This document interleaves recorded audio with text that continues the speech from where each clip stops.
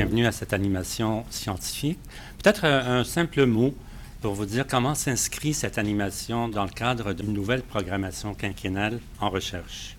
Je rappelle tout d'abord que le champ de recherche sur la prévention des risques chimiques a trois grands axes de recherche. Le premier, c'est l'élaboration de stratégies et de méthodes d'évaluation de l'exposition, d'estimation des risques à la santé, à l'aide des approches toxicologiques et épidémiologiques. Donc, les quatre mots-clés ici, c'est exposition, risque, épidémiologie, toxicologie. Et plusieurs de nos recherches menées dans le cadre du champ s'inscrivent dans le volet évaluation de l'exposition des travailleurs. Le deuxième axe, c'est le développement et la validation de technologies et d'outils visant la réduction et le contrôle de l'exposition, qu'il s'agisse de protection respiratoire, qu'il s'agisse d'outils électroniques que les hygiénistes peuvent utiliser. Et enfin, le développement de méthodes de prélèvement et d'analyse pour les substances chimiques et les agents biologiques, grâce notamment au laboratoire que l'Institut a en ses murs. Nous avons à l'intérieur du champ plusieurs programmations. Certains d'entre vous sont familiers avec ces programmations-là. Une programmation, ce sont des entités autour desquelles un certain nombre de recherches ont été structurées de façon raisonnée en fonction de certains axes. Programmation sur l'expologie, la ventilation et la qualité de l'air, l'amiante et les autres particules minérales allongées, micro-organismes en milieu de travail, cancérogènes professionnels, risques chimiques et biologiques liés aux emplois verts. Et à noter ici que ce soit dans les programmations ou dans les thématiques que je présenterai dans quelques instants, il y a vraiment une interconnexion. Donc, les thématiques de recherche, les nanoparticules, la silice, l'asthme et les maladies obstructives au travail, les contaminants chimiques et biologiques en milieu agricole et finalement la protection respiratoire.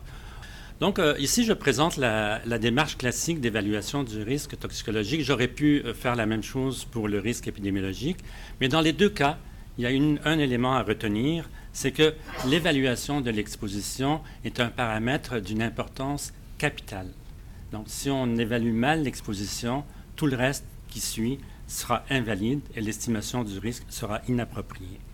Nous avons déjà, il y a quelques années, créé une table de travail qui a été formée pour proposer à l'Institut une programmation en expologie. En fait, l'expologie de tout temps à l'Institut a bénéficié ou a présenté des forces d'envergure, je dirais. Tout d'abord, il s'agit d'un bon ancrage institutionnel. Donc, l'évaluation de l'exposition des travailleurs a toujours été faite à l'Institut depuis son origine, à toute fin pratique, à l'aide de mesures in situ et à leur comparaison à des valeurs de référence. En fait, c'est l'approche un peu classique ou à des seuils limites. Ensuite, il y a eu également des avancées significatives sur plusieurs plans, notamment sur les normes et leurs ajustements en fonction des horaires non conventionnels, en fonction de la gestion des mélanges de produits chimiques, de la métrologie et de son interprétation, et finalement, par une espèce de transfert de connaissances, valorisation, transfert de connaissances, où on a mis des efforts pour transmettre au milieu de travail les outils et les connaissances qui ont été acquises ou développées. L'Institut possède vraiment une niche qui est très bien positionnée parce que, de tout temps, elle a eu une masse critique de chercheurs avec une large expertise et ce qui est un domaine porteur, toujours porteur, même aujourd'hui, et appelé encore à se développer, d'où l'animation scientifique de ce matin. Les opportunités, les défis de la programmation, il y a quelques années, c'était d'avoir une opportunité de développement encore davantage et de consolidation dans le domaine et la capacité d'attirer de nouveaux chercheurs. Les défis, bien sûr, certains chercheurs étaient saturés parce qu'on commençait déjà, il y a quelques années, à avoir des intentions et des départs à la retraite.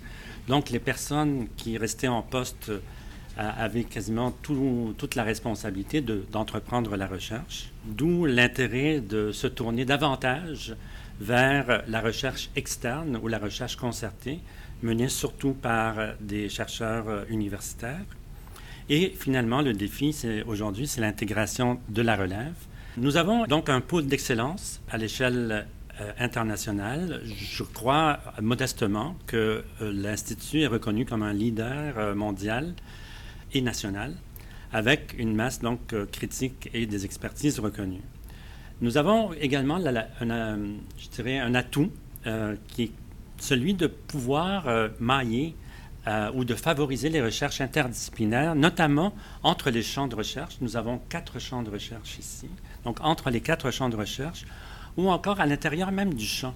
Vous avez vu qu'il y avait plusieurs programmations, donc il y a des collaborations de plus en plus importantes entre les chercheurs et finalement inter-institutions, l'Institut et surtout certaines universités. Et finalement, une ouverture vers l'extérieur. Je cite à titre d'exemple une entente qui a été signée entre l'Institut et le NIOSH il y a quelques mois et qui va prendre forme dans le cadre d'un projet qui devrait être amorcé bientôt sur le recyclage des matériels électroniques auquel le NIOSH veut participer activement. Les développements stratégiques dans le cadre de cette programmation touchaient 4 grands thèmes. La modélisation et l'estimation de l'exposition à des fins prévisionnelles et d'analyse de risque. Il y a plusieurs travaux qui ont été faits là-dessus. Le thème B, les stratégies d'échantillonnage et d'interprétation des mesures.